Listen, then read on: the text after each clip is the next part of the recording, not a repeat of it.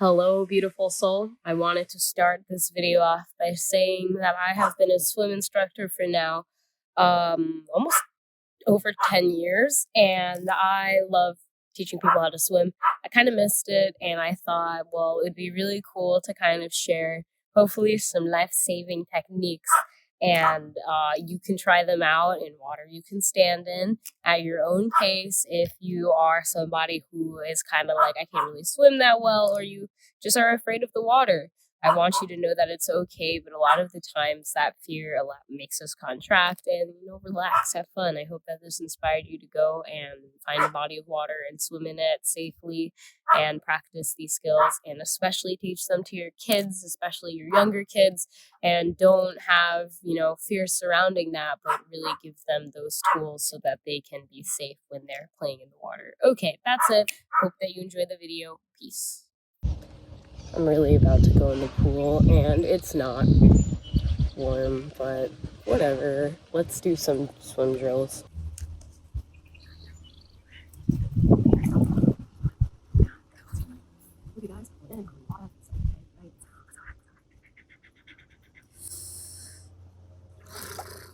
Yes. Okay. So hopefully you can see me. We're gonna be doing some floating drills to teach you how to swim. Okay, so we need to be okay floating first. Okay, you have to realize that your body is already made out of 80% water, so it's a little cold, but we good out here. So you can float, but you can also sink. And it's very important to realize that it's correlated to how relaxed you are, because when you're relaxed, more oxygen can flow through your body, and therefore you'll float a lot more easier. And when you contract, when you tension your muscles and body, then the harder it will be for you to float, because not a lot of oxygen is flowing through your body. So the more relaxed you can be in the water, the easier it's going to be for you to float. I'm just going to move this beautiful chair. Look at all that pollen. Awesome. So that's what we're going to be practicing first. Surprisingly, I find doing a front float easier than doing a back float, because, once you put your face in the water, you're good. But, so I'm kind of like tense right now. So, just going to kind of jump up and down. As you jump up and down, kind of relax your body. You make it feel okay with like the water, the movement, and you just allow yourself to be all good with that, okay?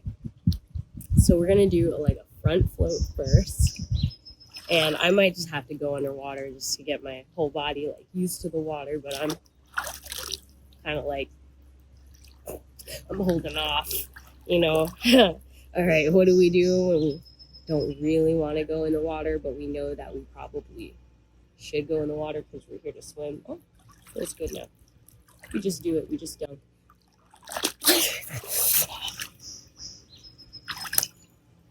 I didn't even Gracie.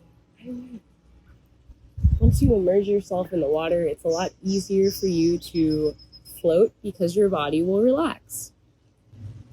I see Gracie and Precious over there. I see Shiloh about to come out. I see Promise. All right, so we're gonna allow ourselves to just go underwater and then spread out into a front float. And this is gonna allow you to just kind of relax and hold your breath and practice breath retention, which is super important in swimming because, you can't breathe underwater, and you don't want your body to tense up because of this. You need to allow it to relax and be okay with holding your breath, knowing that it's also going to be working as an airbag to keep you afloat. So again, we're just going to go.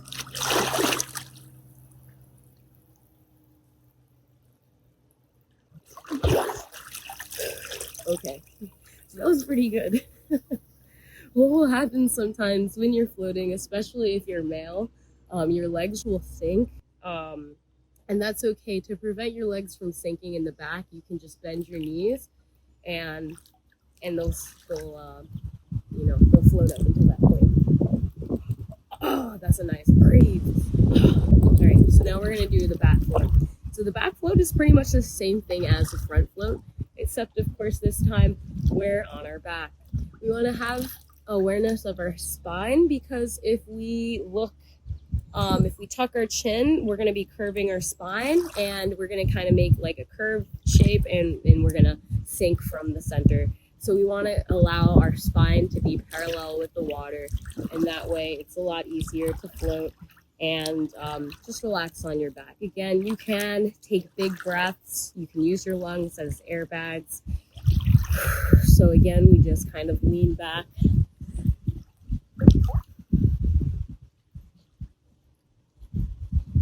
And so once you find your center of gravity in the water, swimming is so much easier. So the next step in learning how to swim would be learning how to do a rollover. So for a rollover, we go from our front to our back, or back to our front.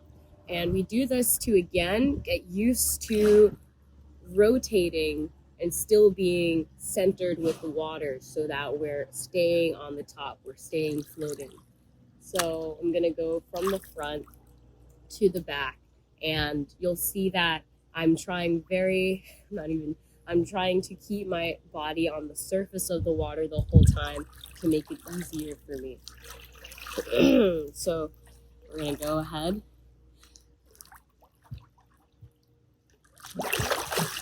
And rotate, nice. Okay, and so then we can do the same thing from our back to our front. And again, you want to kind of hold it for at least 3 seconds. Make sure that you can find your center, your space again. So again, we're just kind of 1, 2, 3.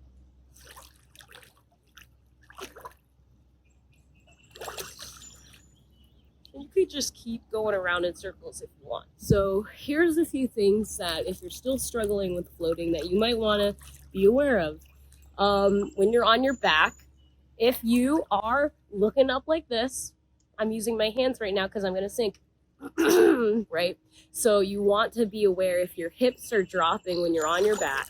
If they're pointing down to the pool, you're going to go down to the pool. So you want to straighten up from your hips, your whole spine, and allow yourself to float. Again, if your legs are sinking, relax your legs more. You can bend your knees slightly. Okay. And of course, the front float, it doesn't really matter that much if you sink a little bit, as long as you're not like dropping to the bottom of the pool. For a front float, you're just getting used to putting your face in the water and staying parallel with the water. So keeping that in mind. Okay, so yeah, once you master just floating, you pretty much know how to swim.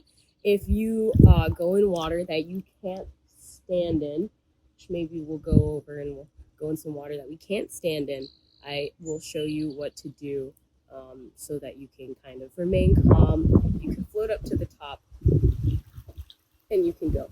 If you have a child, if you have an infant and they are really curious about going in the pool, then I totally suggest that you try teaching them how to float as soon as possible. And you teach them a technique so that if they accidentally fall into the pool unsupervised, that they automatically roll on their back. And they can just sit there and they can float until they have enough energy to roll back on their tummy and swim back to the wall. And I guess I'll try to demonstrate that now.